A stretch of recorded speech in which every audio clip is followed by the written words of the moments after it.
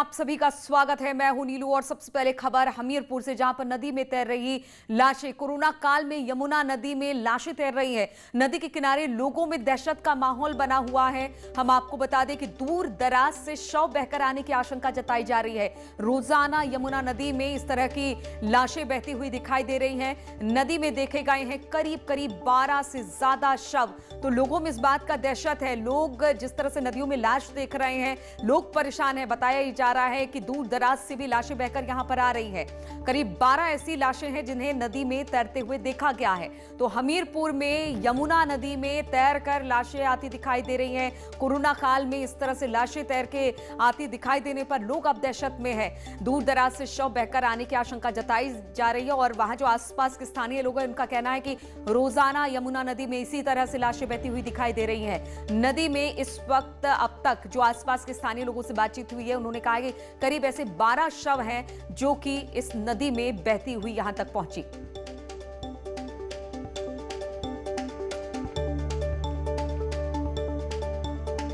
तो कोरोना काल में इस तरह की खबरें डराने वाली है, भयानक खबरें हैं। कहा जा सकता है कि बहुत सारी ऐसी खबरें भी निकल कर आ रही थी कि लोग अंतिम संस्कार नहीं कर पा रहे हैं, तो लाशों को नदियों में बहा दिया जा रहा है। और अब हमीरपुर से जब ये खबर आई है, तो कहा जा सकता है कि कोरोना काल में लोगों के बीच एक डर सी बैठ गई है। करीब 12 ऐसे लाशें हैं जो यहाँ पर बहकर आई हैं। जो आसपास के लोग हैं, उनका कहना है कि रोज बरोज इस तरह के नजारे यहाँ पर देखने को मिलते हैं। यहाँ पर इसी तरह से लाशें बहकर आ रही है। दूर दराज से शव बहकर आने की आशंका आसपास के लोग जता रहे हैं। रोजाना यमुना नदी में इस तरह की लाशें दिखाई दे रही है। नदी में इस वक्त तक अब बताया जा रहा है कि करीब 12 ऐसे शव हैं जो यहां पर तैरते हुए दिखाई दिए हैं।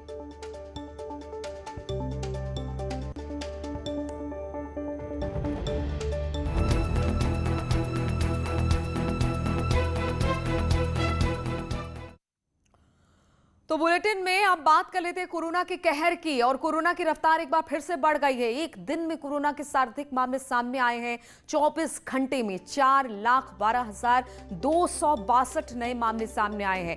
दूसरे एक बार दिन में नए केस का जो आंकड़ा है वो 4 लाख के पार हुआ है, जबकि एक दिन में सबसे ज्यादा 3,980 मरीजों की यहां पर मौत हुई है। वहीं 24 घंटे में 3,29,113 मरीज स्वस्थ भी हुए हैं। तो लगातार आंकड़े जो हैं वो कम होने का नाम नहीं ले रहे हैं। अब तो 4 लाख से ज्यादा आंकड़ा हो गया है कोरोना मरीजों के संक्रमित होने का। पिछले 24 घंटे में करीब 4,12,262 नए मामले आए हैं, जो सबके माथे पर चिंता की लकीरें खींच रही हैं। कोरोना के मामले खत्म होने की जगह, कम होने की जगह लगातार बढ़ते चले जा रहे हैं।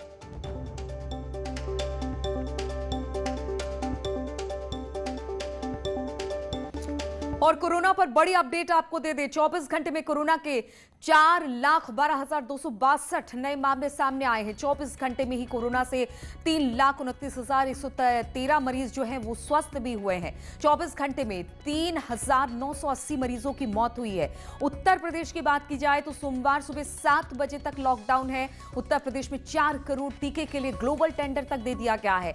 गांव-गांव, घर-घर जाकर कोरोना की टेस्टिंग इस वक्त की जा रही है। 24 घंटे में 750 मीट्रिक टन ऑक्सीजन की सप्लाई यहां पर की जा रही है। सभी जिलों में 4,370 ऑक्सीजन कंसंट्रेटर उपलब्ध कराए गए हैं। 108 इमरजेंसी सेवा की 75% एम्बुलेंस कोविड डेडिकेटेड है। वहीं स्वच्छता, सैनिटाइजेशन और फॉगिंग का काम भी युद्ध स्तर पर चल रहा है। तो लगातार कोरोना से निपटने के लिए जो भी प्रयास सरकार की तरफ से किए जाने हैं वो किए जा रहे हैं। चाहे वो मेडिकल सुविधाएं बढ़ाने की बात हो, या स्वच्छता की बात हो, या सैनिटाइजेशन की बात हो, हर जगह पर कोशिश यही की जा रही है कि किसी तरह से कोरोना के इन आंकड़ों को कम किया जा सके।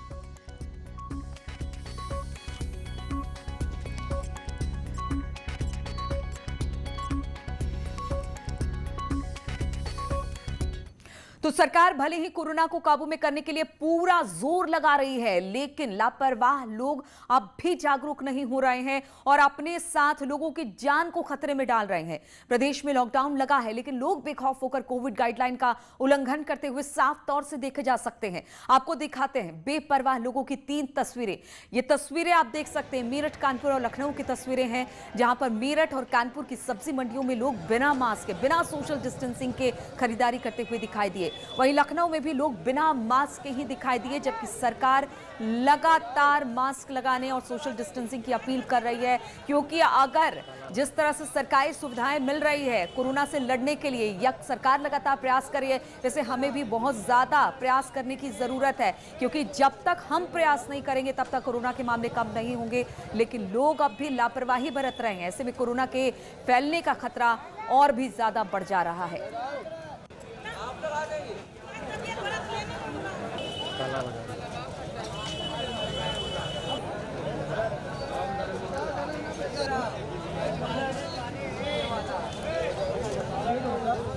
तो कोरोना के मामले लगातार बढ़ते चले जा रहे हैं। सरकार बार बार लोगों से अपील कर रही है कि कृपया आप घर से बाहर निकले, बहुत जरूरी हो तब निकले, और वो भी कोरोना गाइडलाइन का पालन करते हुए। लेकिन ऐसा कुछ दिखाई नहीं दे रहा है। कोरोना के मामले दिन ब दिन बढ़ते जा रहे हैं। इसी पर बातचीत करने के लिए अनामिका लखनऊ से, श्याम तिवारी कानपुर से, उमेश श्रीवास्तव मेरठ से, अमित राणा गाजियाबाद से हमारे साथ जुड़े हैं। सबसे पहले हम अनामिका के पास ही चलेंगे। अनामिका, लोग हैं कि समझने का नाम नहीं ले रहे हैं। लगातार लोग घरों से बाहर निकल रहे हैं। हालात इस तरीके से कि सरकार को कोरोना को काबू में करने में इतनी मशक्कत करनी पड़ रही है, लगातार स्वास्थ्य सेवाएं भी उपलब्ध की जा रही है, लेकिन वो भी नाकाफी साबित हो रही है। यानी लोगों को समझना होगा कि अगर कोरोना को रोकना है तो हमारी बहुत बड़ी जिम्मेदारी बनती है।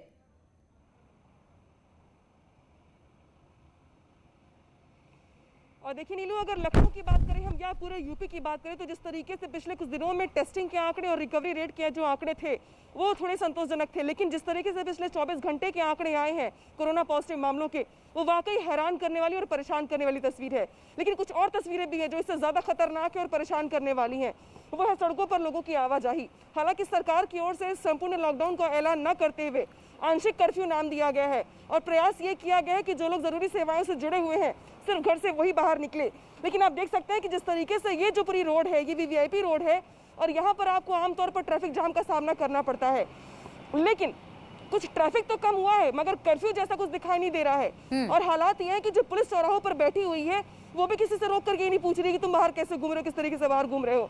कुछ मार्केट ऐसी हैं जो अभी भी चल रही हैं, लोग शॉप बाहर से बंद कर दे रहे हैं, लेकिन पीछे के रास्ते से खोल करके वहाँ भीड़ इकट्ठी कर ले रहे हैं। इसके अलावा कुछ लोग ऐसे भी हैं जो अभी भी ये मानने को तैयार नहीं कि कोरोना जैसी कोई चीज़ दुनिया में है, और उनका ये कहना है कि भैया हमें तो कोरोना नहीं हुआ फर्स्ट वेव में, यानी कि सेकेंड वेव में भी नहीं होगा। तो एक तरफ सरकार जहाँ पे प्रयास कर रही है कि टेस्टिंग के जरिए, ट्रैकिंग के जरिए, ट्रीटमेंट के जरिए कोरोना से निजात पाए, तो वही दूसरी ओर लापरवाह वो लोग भी हैं जो ये मानने को तैयार नहीं कि कैसे इससे निजात मिले। और यही वजह है कि लोगों की लापरवाही का ये आलम ऐसा है कि पिछले 24 घंटे में जो तस्वीरें, बिल्कुल अनामिका, तो ये कैसे लोग हैं जो कि अस्पताल की हालत नहीं देख पा रहे हैं, उन घरों में जिनके घर से कोविड के कारण लोग चले गए, जिन्होंने अपने बेटे को खो दिया, अपने पिता को खो दिया, अपने बच्चों को खो दिया, बहुत सारी ऐसी बातें हैं जो निकलकर सामने आ रही है, उसको भी नहीं समझ रहे हैं। शाम भी कानपुर से हमारे साथ जुड़े हैं। शाम, लगातार मामले बढ़ते जा रहे हैं, आप तो सबके कहते हैं कि हम और आप भी इस बात से चिंतित हैं कि पता नहीं आगे क्या होगा, लेकिन ऐसे में वो लोग नहीं समझ पा रहे हैं और लगातार घरों से बाहर निकल रहे हैं। लेकिन हम आपसे ये जानना चाहेंगे कि लोग तो लापरवाही बरत रहे हैं, लेकिन जब कोरोना का पहला लहर हमने देखा था तो नाके चौराहे पर पुलिस बैठी दिखती थी। क्या अब भी उस तरह से सख्ती के साथ लॉकडाउन को लागू करवाया जा रहा है? बिल्कुल, आपको बता दें कानपुर का आलम यह है कि कानपुर में लोग बेपरवाह हैं, पूरी तरीके से सड़क पर निकल रहे हैं, बेवजह सड़क पर निकल रहे हैं। यही वजह है कि सड़क पर भीड़ दिखाई पड़ रही है। मैं अपने कैमरामैन से कहूँगा कि दिखाएं कि किस तरीके का नज़ारा कानपुर में है। देखिए, लगातार लोगों के आने जाने का सिलसिला जारी है। ये आम दिन में भी इसी तरीके की भीड़ होती है और आज भी ऐसी ही भीड़ दिख रही है, क्योंकि कोरोना का कर्फ्यू चल रहा है, लेकिन लोगों में इसका कोई असर नहीं है। दरअसल आपको बता दें कि पुलिस की सख्ती पूरी तरीके से नजर आ रहा था। जैसा कि आपने कहा कि पिछली बार जब लॉकडाउन हुआ था तब पुलिस सड़कों पर नजर आती थी, लोगों को रिस्ट्रिक्ट करती थी, जो लोग सड़क पर मिलते थे उनके साथ सख्ती से पेश आती थी। लेकिन इस बार ऐसा कुछ नहीं है। यही वजह है कि लोग बिल्कुल पूरी तरीके से बेपरवाह हैं। ऐसा नहीं है कि पुलिस निकलती नहीं है, पुलिस अपनी आराम को देखते हुए शाम को 6 बजे के बाद निकलती है और रात में 9 बजे तक चौराहों पर चेकिंग करती है। लेकिन सुबह से लेकर शाम तक पुलिस सड़कों से नदारद रहती है, और अगर रहती भी है तो वो किनारे पर बैठ करके लोगों को आने जाने देती है, किसी को टोकने का काम नहीं करती।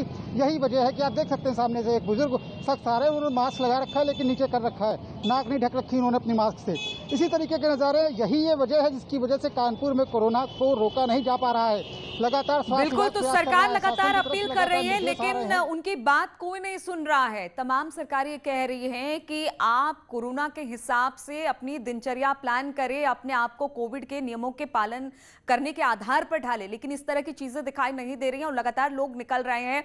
हमारे साथ उमेश भी है मेरठ से। उमेश, पिछली बार हमने देखा था हर नाके चौराहे पर पुलिस तैनात थी, लोगों से चालान करवाए जा रहे थे, लोगों को पकड़ा जा रहा था, लोगों से उनको उनके घरों की तरफ भेजा जा रहा था, लेकिन इस बार हमने देखा कि सिर्फ कर्फ्यू लगा के अपील करके छोड़ दिया गया है। उस तरह की व्यवस्था नहीं है जैसे पहली लहर में देखने को मिली थी।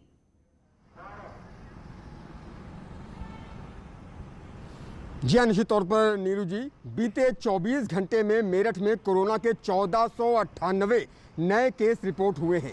बीते 24 घंटे में मेरठ में कोरोना से 11 लोगों की और मौत हो गई है। इस सबके बीच उत्तर प्रदेश में लॉकडाउन जारी है।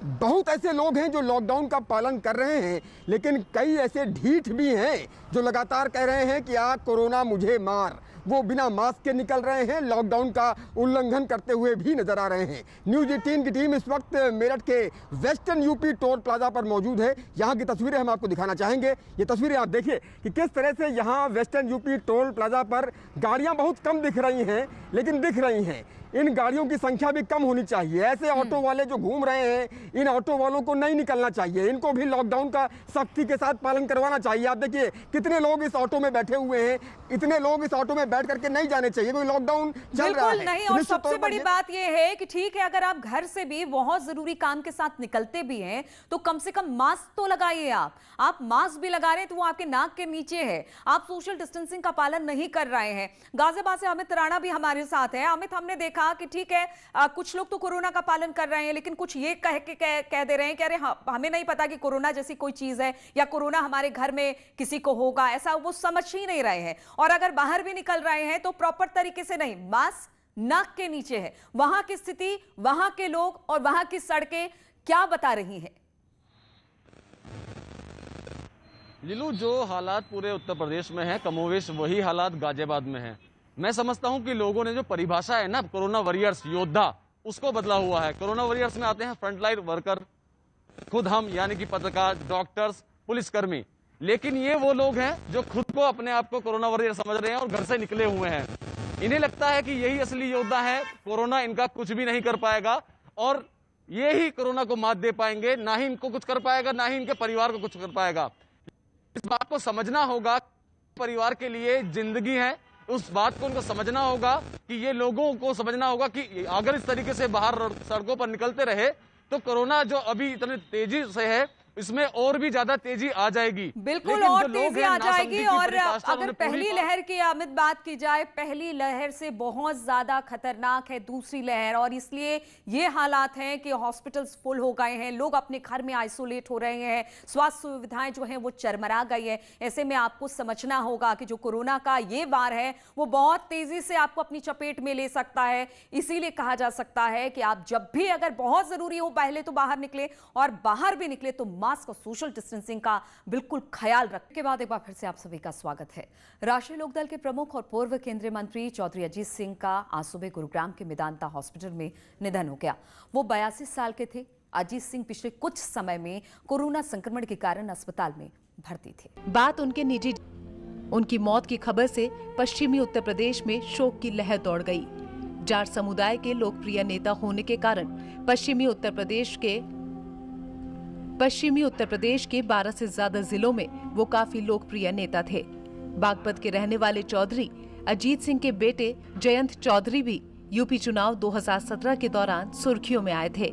चौधरी अजीत सिंह ने आखिरी बार 2019 का लोकसभा चुनाव बागपत से लड़ा था, जो वो मामूली वोटों के अंतर से हार गए थे। न्यूज़ 18 के लिए ब्यूरो रिपोर्ट। और अजीत सिंह के निधन पर नेताओं ने शोक व्यक्त किया है। एसपी नेता अनुराग भदौरिया, आरएलडी नेता बॉबी तोमर और किसान नेता सवित मलिक ने दुख व्यक्त किया है।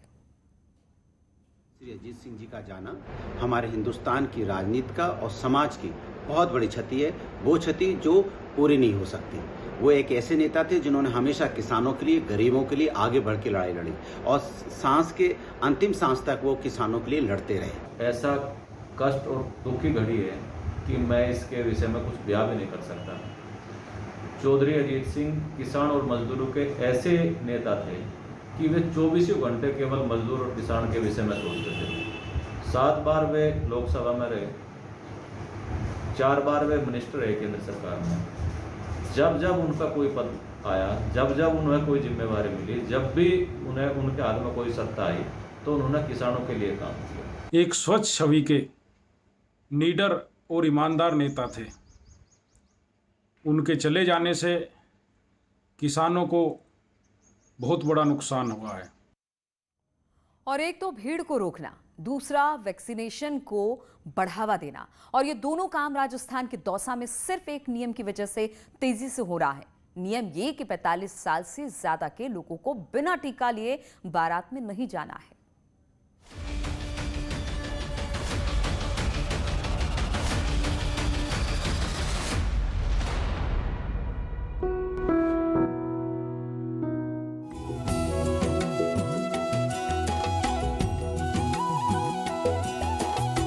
शादी में जाने से पहले ही विमल जी ने कोरोना का टीका लगवा लिया। शादी विवाह में आप जाओगे तो वैक्सीन लगवी होनी चाहिए। ममता ने भी वैक्सीन ले ली है। वैक्सीन लगवाई है, समस्या कुछ भी नहीं है, लगवाना जरूरी था इसलिए लगवा ली। प्रहलाद ने न सिर्फ टीका लगवा लिया बल्कि शादी में बेहद कम लोगों को आमंत्रित किया। शादी में मेरे 22 आदमी ही जा रहे हैं, केवल मात्र नहीं, केवल 20 ही गिने मैंने तो। क्या आपने टीका लगवा लिया? अगर नहीं तो जल्द लगवा लीजिए, वो आपको सुरक्षित तो रखेगा ही, साथ ही किसी समारोह में भाग लेने का अधिकार भी दे सकता है। हम ये इसलिए कह रहे हैं क्योंकि टीका लगवाने वाले सभी लोग राजस्थान के दौसा के हैं और दौसा में बिना टीका लगवाए 45 साल से अधिक का कोई भी व्यक्ति बारात नहीं जा सकता। जो 45 से अधिक उम्र के जो शादी में व्यक्ति शामिल हों, उनके वैक्सीन लगा हुआ होना चाहिए, इसकी सुनिश्चितता करें। कोरोना के इस दौर में कहीं भी भीड़ लगाना बेहद घातक है, इसलिए इन दिनों शादी में 50 से अधिक लोग शामिल नहीं हो सकते हैं। मैं लोगों से अपील करना चाहूँगा कि इसका ध्यान रखें, ये आपकी स्वास्थ्य और सुरक्षा का बिंदु है। इसमें कोई शक नहीं है कि टीका लगवा चुका शख्स दूसरों की अपेक्षा ज्यादा सुरक्षित है। शादियों की वजह से, मान लो कुछ प्रेशर की वजह से, कुछ ये अब कोरोना का डर भी है, जिसका ये है कि वैक्सीन वालों को ज्यादा इफेक्ट नहीं हो रहा, तो ये सुन के भी लोग भाग आ रहे हैं। कोरोना ने बेहाल कर दिया है, हर तरफ हड़कंप मचा है। ऐसे में संजीवनी है वैक्सीन, इसलिए वैक्सीनेशन के लिए लोगों